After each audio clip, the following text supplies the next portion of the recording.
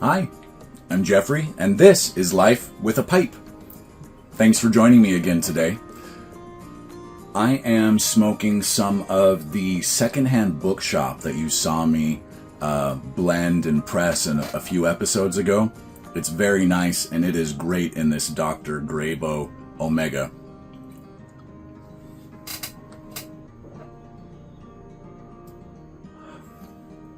In my video titled A Press Opening and a GAW Drawing, you saw me start this pressing that I'm about to open. The episode is linked in the description below if you care to go back and see that. 4 weeks has passed, and it's time to open it up. Come join me while I open that pressing.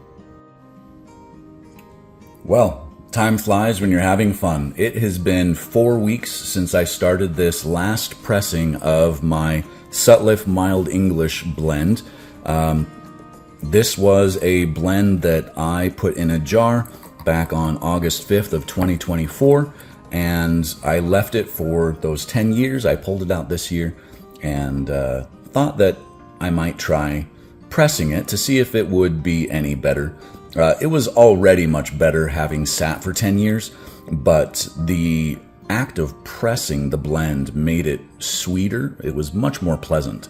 So I started experimenting. I have a 2-week pressing, a 3-week pressing, and we're going to open the 4-week pressing now.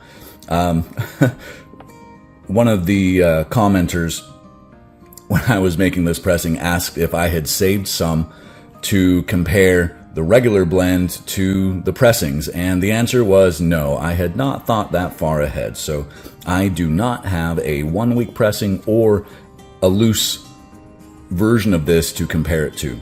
But it'll still be very interesting to compare duration of pressing to see if there's any difference.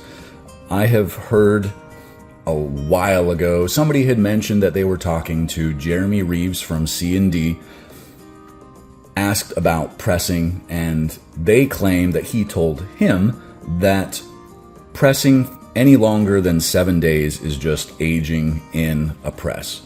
So the point is that that may not be worth your time.